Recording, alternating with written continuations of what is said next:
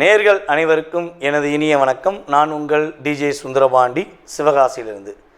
நேர்களே, தற்போது நம்ம பார்க்க போகிற விஷயம் என்ன அப்படின்னு சொல்லி பார்க்கும்போது, இந்த 2025ஆம் ஆண்டு ஜூன் மாதத்தில் நம்மளுடைய நேர்களுக்கு என்னென்ன மாற்றங்கள் ஏற்பட போகுது, கிரகங்கள் என்னென்ன விஷயங்கள்லாம் மிகப்பெரிய நன்மையை தரப்போகிறாங்க அப்படிங்கிறத பற்றி நம்ம பார்க்க போகிறோம்.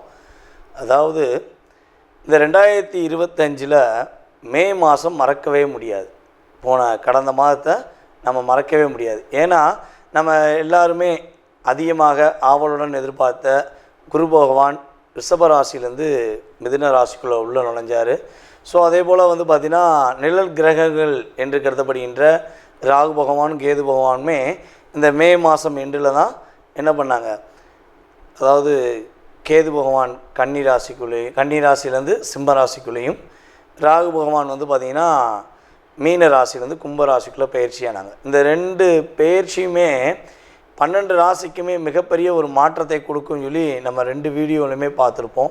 ஸோ பார்த்துருப்பீங்க, நிறைய விஷயங்கள் கேட்டிருப்பீங்க. இந்த மாதம்தான் அதனுடைய ஆரம்பத்தின் துவக்கம் என்ன சொல்லலாம். உங்களுடைய வாழ்க்கையில் எதிர்பார்ப்புகள் என்னென்ன எதிர்பார்ப்புகள்லாம் உங்களுடைய வாழ்க்கையில் இருக்கோ, ஸோ அதனுடைய செயல்பாடுகளில் என்னென்ன மாற்றங்கள் ஏற்பட போகுதுன்னு சொல்லி பார்க்க போகிறோம். ஸோ அதற்கு முன்னாடி இந்த ஜூன் மாதத்தின் கிரக நிலைகளை ஃபஸ்ட்டு பார்த்துருவோம். ஏன்னா மாத பலன்கள் அப்படின்னு சொன்னாலே இந்த 9 கிரகங்களில் சந்திர பகவானை தவிர்த்து மற்ற 8 கிரகங்கள் எந்தெந்த ராசியில் அமர்ந்திருக்காங்களோ, ஸோ அதனுடைய அடிப்படையில் தான் நம்ம பலன்கள் எடுக்க முடியும். ஓகேவா? ஸோ அப்படி பார்க்கும்பொழுது சூரிய பகவான் பார்த்திங்கன்னா இந்த மாதம் துவக்கத்தில், அதாவது ஜூன் மாதம் துவக்கத்தில் ரிஷப ராசியில் அமர்ந்திருப்பார். அதே போல் பார்த்திங்கன்னா ரிஷப ராசியில் புதன் பகவானும் அமர்ந்திருப்பார். அதே போல் இந்த மாதத்தின் துவக்கத்தில் செவ்வாய் பார்த்திங்கன்னா கடகத்தில் இருப்பார். அதுக்கடுத்தபடியாக சிம்ம ராசியில் கேது பகவானும், அதுக்கடுத்தபடியாக பார்த்திங்கன்னா டைரெக்டாக 7ஆம் இடத்துல ராகு பகவான் அமர்ந்திருப்பார். மற்ற கட்டங்கள் எல்லாமே கிரகங்களே இல்லை. ஸோ டைரெக்டாக என்ன ஆகுது, கேது பகவானுக்கு அடுத்து ராகு பகவான் கும்பத்தில் அமர்ந்திருப்பார். சனி பகவான் மீனத்திலும், நம்மளுடைய மேச ராசியில் சுக்கிர பகவானும் அமர்ந்திருப்பார்கள். அதுக்கு அடுத்து சூரிய பகவான் பார்த்திங்கன்னா கரெக்டாக 15ஆம் தேதிக்கு மேலே மிதுன ராசிக்குள்ளே நுழைஞ்சிருவார். ஸோ அதே போல் பார்த்திங்கன்னா புதன் பகவான் ஸ்டார்டிங்கிலே 7ஆம் தேதியே மிதுன ராசிக்குள்ளே போயிடுவார். அதுக்கடுத்து கிட்டத்தட்ட ஒரு 22ஆம் தேதி வரையும் தான் மிதுன ராசியில் இருப்பார். கடகராசிக்கு பயிற்சி ஆயிடுவார். ஸோ இந்த மாதத்தில் பார்த்திங்கன்னா கிரகங்கள்லேயே 2 கட்டங்கள் 3 கட்டங்கள் அதாவது 3 கட்டங்களில் இருக்கக்கூடிய கிரகம் புதன் பகவான் தான் இந்த மாதத்தில். ஸோ அப்போ புதனுடைய ஆதிக்கம் இந்த வட்டம் ரொம்ப ரொம்ப அதிகமாக இருக்கும் அப்படிங்கிறத வச்சு புரிஞ்சுக்கலாம்.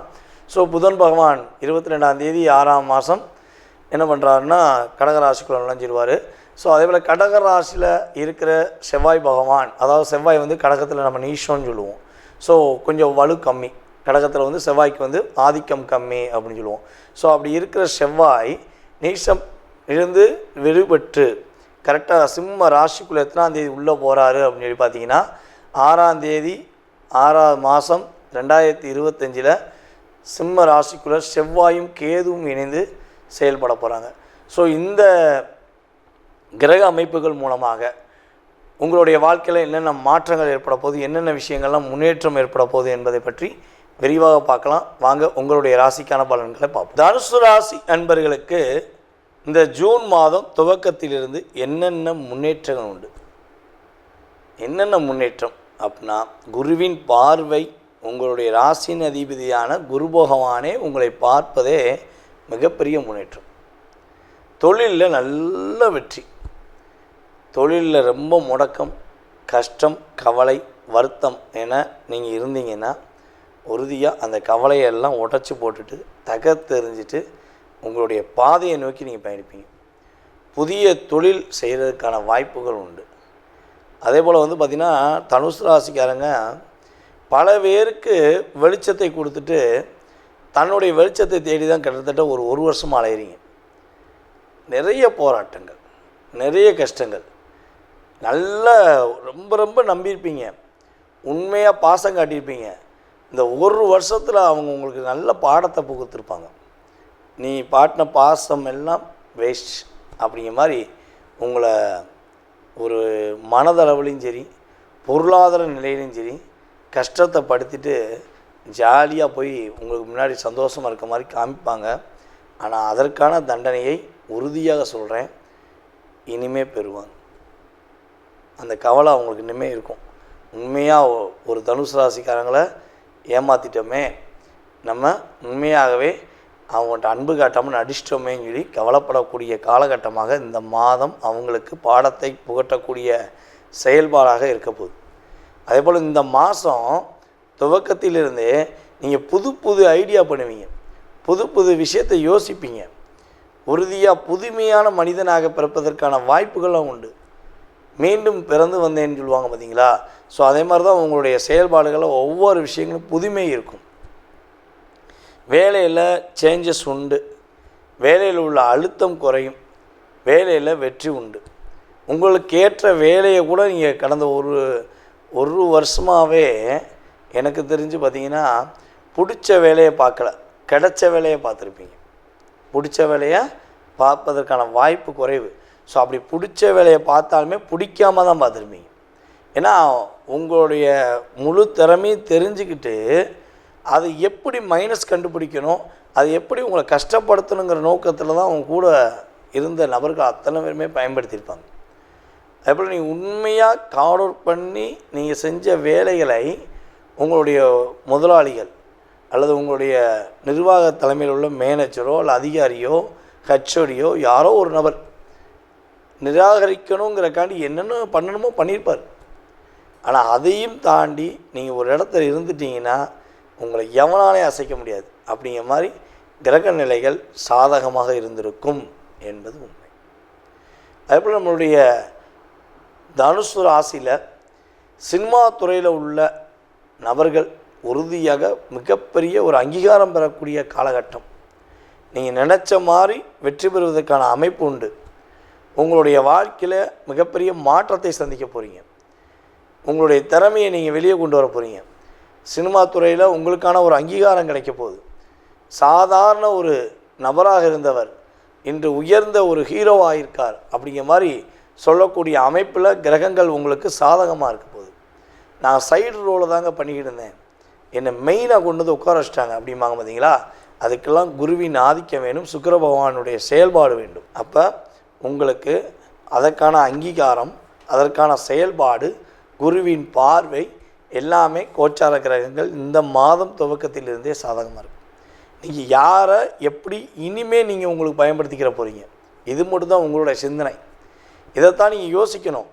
இப்போ யோசித்தீங்கன்னா நீங்கள் உண்மையாகவே வெற்றி பெறுவீங்க. இவ்வளவு நாட்கள் யோசித்ததெல்லாம் மற்றவர்களுக்கு, இனிமேல் நீங்கள் யோசிக்க போகிறது உங்களுக்கு, உங்களுடைய எதிர்காலத்துக்காக. ஆகவே இந்த மாதம் முதல் துவக்கத்திலிருந்தே உங்களுடைய முழு சிந்தனையும் எப்படி வெற்றி பெறலாம், எப்படிலாம் வெற்றி பெறலாம் அப்படிங்கிற மாதிரி மட்டும் யோசிங்க. உங்களுக்கான கிரகங்கள் சாதகமாக உங்களுடைய வாழ்க்கையில் மாற்றத்தை கொடுக்க போது, அதற்கேற்றவாறு உங்களுடைய முயற்சியில் வெற்றி உண்டு. அந்த முயற்சி மூலமாக லாபங்கள் உண்டு, லாபங்கள் மூலமாக மகிழ்ச்சிகள் உண்டு, அதன் மூலமாக மிகப்பெரிய சந்தோஷம் உண்டு. ஓகேவா? பொருளாதாரத்தில் நல்லா சிறப்பாக இருக்க போகிறீங்க. அதேபோல் தனுசு ராசியில் பெண்கள் தன்னுடைய வாழ்க்கையில் மிக போராடி ரொம்ப கஷ்டப்பட்டு குழந்தைகள் மூலமாக கஷ்டம், கணவன் மூலமாக கஷ்டம், சகோதரிகள் மூலமாக கஷ்டம் அப்படிலாம் ஃபீல் பண்ணிங்க அப்படின்னா இனிமேல் யார் மூலமாகவும் எந்த கஷ்டமும் வராது. குடும்பம் உங்களை பாராட்டும், உங்களுக்கான அங்கீகாரம் கொடுக்கும், உங்களுடைய ஒவ்வொரு செயல்பாடுகளையும் ஏற்று நடப்பாங்க.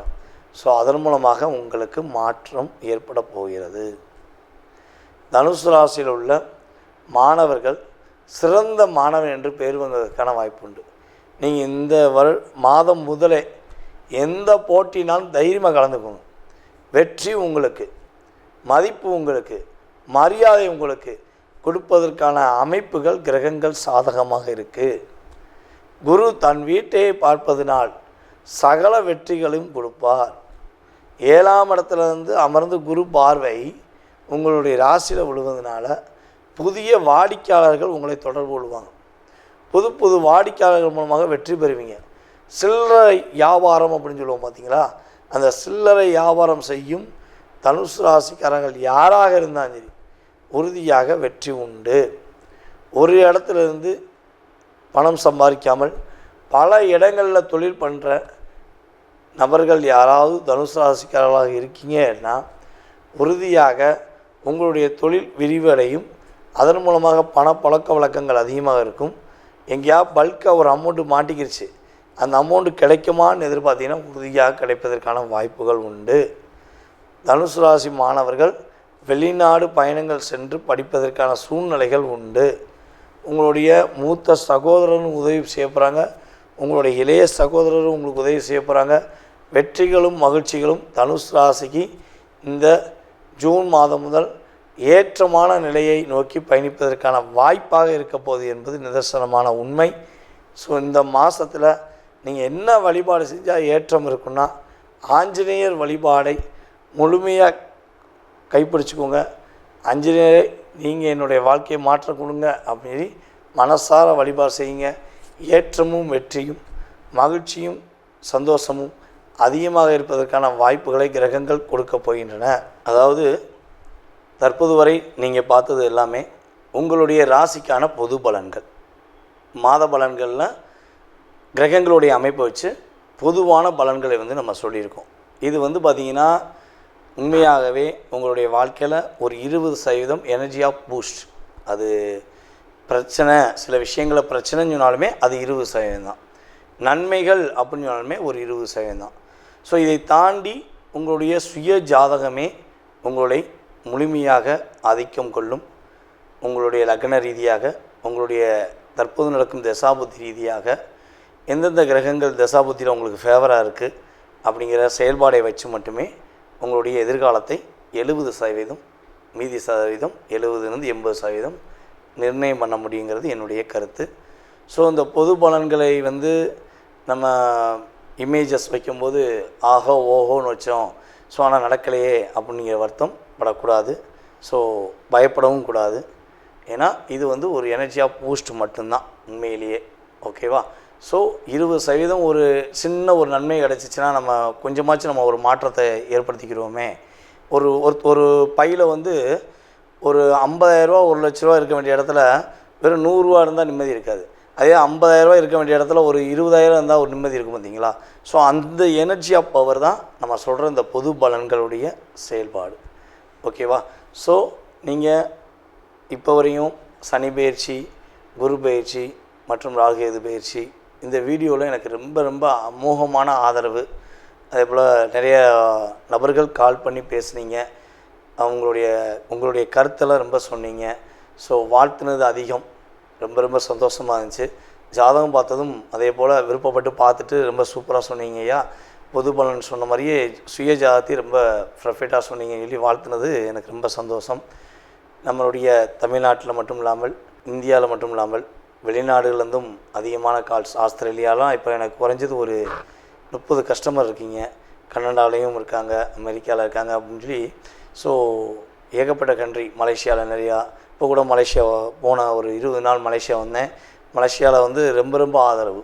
நம்ம வாடிக்கையாளர்கள் எல்லாமே யூடியூப் பார்த்து வந்த வாடிக்கையாளர் தான். நமக்கு எந்த உறவின் மூலமாக வந்த வாடிக்கையாளர்கள் கிடையாது. வாடிக்கையாளர்களே உறவாயிட்டாங்க அப்படிங்கிற மாதிரி ஒரு சகோதர சகோதரிகளாக நமக்கு ரொம்ப ஆதரவு கொடுத்தாங்க. மலேசியா ரொம்ப சந்தோஷமாக இருந்துச்சு. ஸோ மேலும் மேலும் உங்களுடைய ஆதரவை எனக்கு கொடுத்து, ஸோ உங்களுடைய மேலான கருத்துக்களை, நல்ல விதமான கருத்துக்களை ஃபீட்பேக்காக கொடுக்குமாறு அன்புடன் கேட்டுக்கொள்கிறேன்.